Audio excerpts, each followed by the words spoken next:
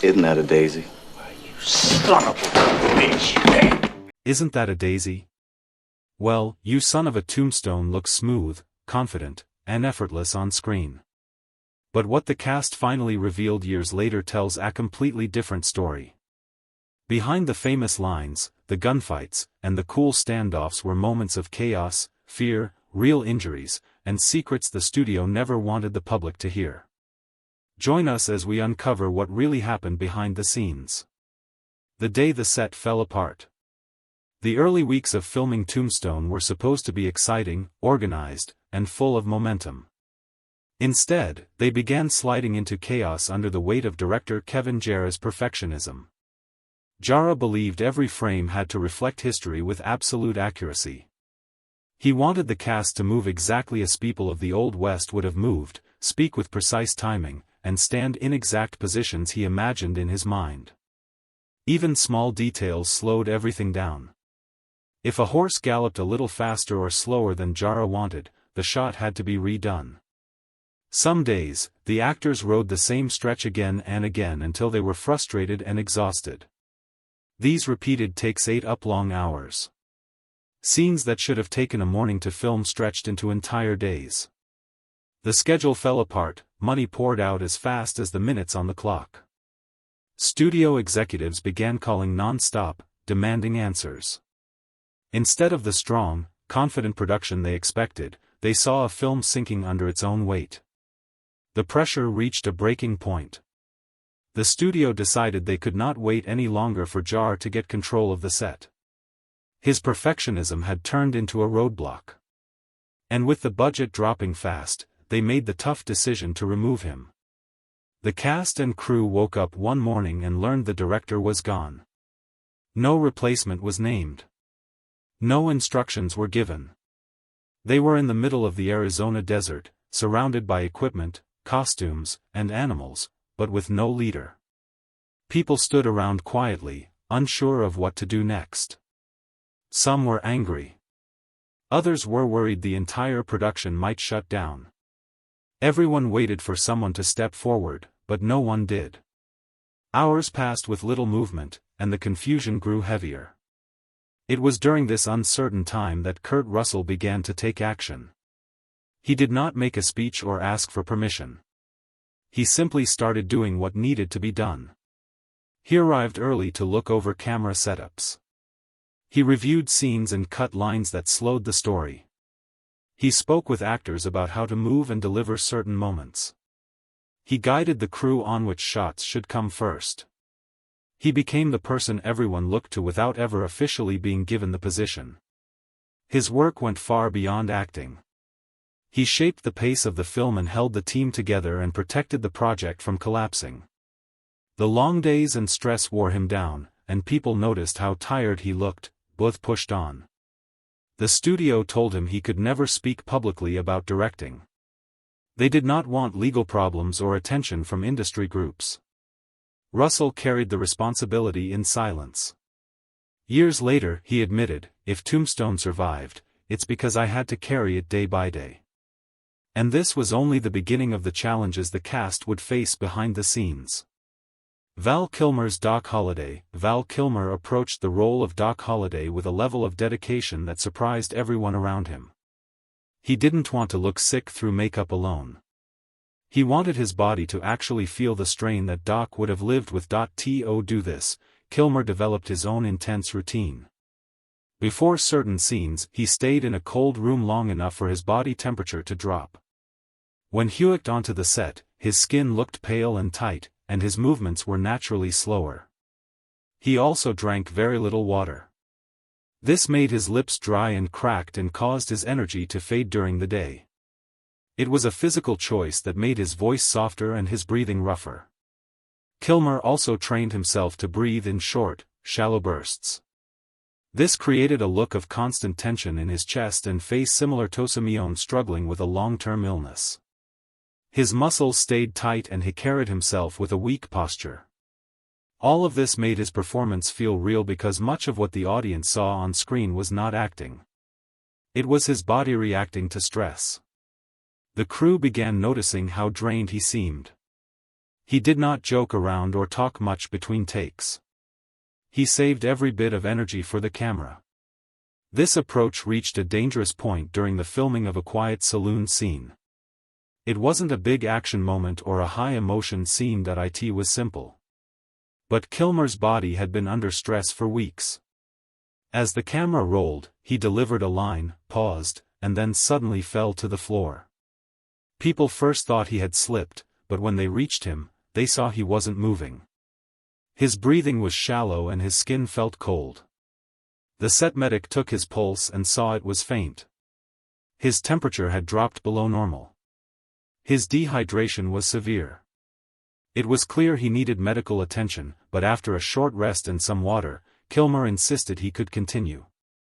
The studio chose not to put anything in writing. They did not want delays or questions from outside groups. They ordered the team to keep quiet and move forward. So, the incident became one of the many untold stories buried behind the film. Kilmer returned to work that same day.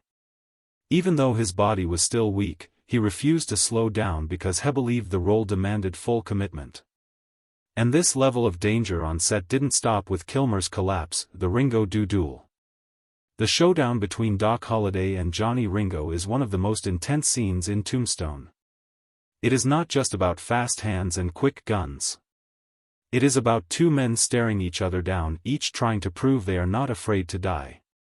To reach that level of tension, the cast and crew spent weeks preparing. Everyone knew this scene would be a key moment in the film.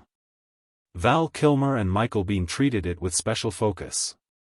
They kept a distance from others on set, avoiding too much small talk. They stayed in a serious mood so that when the cameras rolled, their eyes, posture, and reactions would feel completely real. The atmosphere around them felt heavy because everyone understood they were building toward one of the movie's biggest confrontations. What most viewers do not realize is that the guns in the scene, even though they fired blanks, were still very dangerous. A blank round has no solid bullet, but it does contain real gunpowder. When the trigger is pulled, the powder explodes and releases hot gas and debris. To hold the powder inside the cartridge, manufacturers use material called weighting, often made of paper or soft metal like copper. When the gun fires, pieces of this weighting and other tiny fragments can shoot out of the barrel at high speed. These particles are small, but they can still cut skin or damage an eye. The muzzle blast also creates a strong wave of pressure that can harm someone at close range. So when actors fire blanks in a scene, they are still dealing with real force, real heat, and real risk. On the day they shot the Ringo Doo, Michael Biehn's gun had already been through many takes in earlier scenes. It had been loaded and fired over and over again. That kind of use can cause small internal parts to loosen just a little. As the camera rolled, tension was at its peak. The animal reacted to the mix of dust, shouting, and activity. Elliot was thrown off balance and launched out of the saddle. He hit the ground hard, crashing onto the packed earth. For a moment, there was complete shock.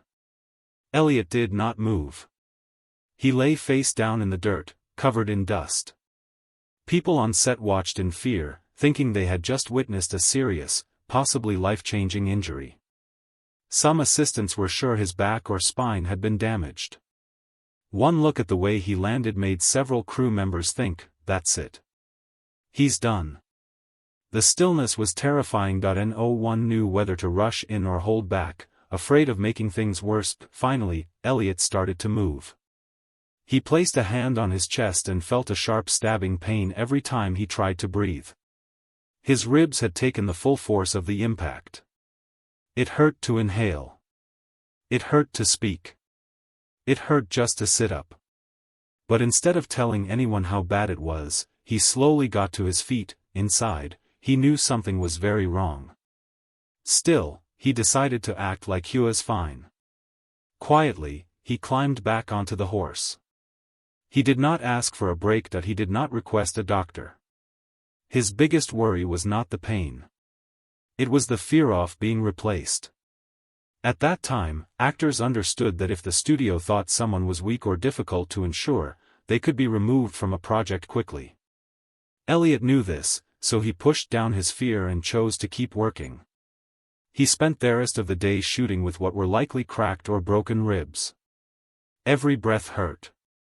Every movement, especially twisting in the saddle or raising his arms, sent waves of pain through his chest, but he stayed in character and delivered his lines. No one watching the movie would ever guess that the man playing Virgil Herp was fighting through a real injury in those scenes. And while Sam Elliott was working through broken ribs, other cast members were facing their own dangerous moments in the middle of the dust and gunfire. The deleted gunfight. There is a gunfight in Tombstone that no fan has ever seen. Not because it looked bad, but because it came shockingly close to killing its star. It was planned as a loud, chaotic street shootout with several actors and extras firing blank rounds at the same time. The idea was to show the town exploding into sudden violence full of smoke, noise, and confusion. The team was under pressure to move fast. The schedule was tight and there was not much time for long rehearsals. The actors had basic blocking. They knew roughly where to stand and when to fire, but there was little room for slow, careful run-throughs. On the day of the shoot, the air was already thick with dust from horses, boots, and earlier takes.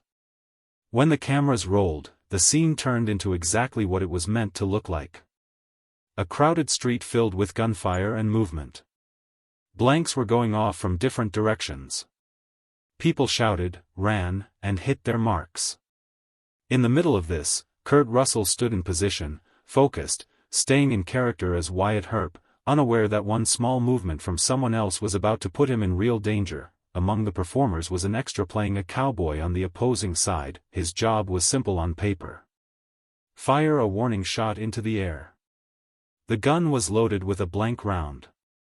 There was no bullet, but there was still gunpowder and waiting inside the cartridge. When he lifted the gun, his muzzle did not stay perfectly straight. It tilted just a little to the side, only an inch or so. That slight angle was enough to change where the force of the blast went. When he pulled the trigger, a fragment of weighting or metal shot out of the barrel, not straight up, but sideways, into the space where Kurt Russell was standing. People nearby later recalled hearing a sharp whiz cut through the noise.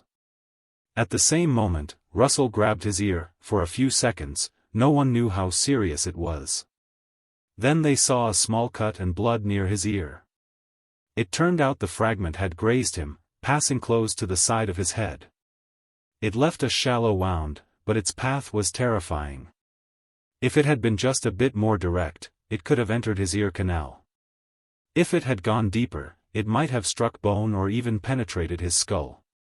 In the worst-case scenario, it could have led to permanent hearing loss, severe brain damage, or instant death. All of that came down to the angle of one shot in a scene that was supposed to be routine. The moment the risk became clear, the mood on set changed. The producers and safety team moved fast. Shooting stopped. All weapons were pulled and rechecked. They went through the guns, the blanks, and the procedures to make sure nothing like that would happen again. At the same time, the studio understood how serious the situation looked on paper. If it became official, it could trigger investigations, insurance trouble, and delays that would cost a lot of money. So, the response was not just about safety. It was also about control. Details of the accident were kept quiet. Any paperwork that might have drawn attention was avoided or buried. The gunfight scene itself was dropped and never made it into the finished movie. Years later, Kurt Russell spoke about the incident in a calm and simple way without drama, but with a clear understanding of how close he had come to real harm. He knew that a few centimeters slightly different angle could have changed everything. And while Russell was nearly taken out by a fake gunshot, another member of the cast was fighting a different kind of battle. One that was happening entirely inside his own head, Bill Paxton's private battle. When Bill Paxton walked onto the Tombstone set, he wasn't stepping into an easy job. He was joining a group of actors with very strong screen presence. Kurt Russell carried a powerful intensity in every scene. He was not only the lead actor but secretly the main force holding the film together behind the camera. Val Kilmer as Doc Holliday had a sharp focused energy that cut through any room he walked into. Sam Elliott brought a deep quiet strength that made every line feel heavy and important, around men like that, it was easy to feel small, even if you were talented in your own right. Paxton felt that pressure right away. Before the cameras even started rolling, he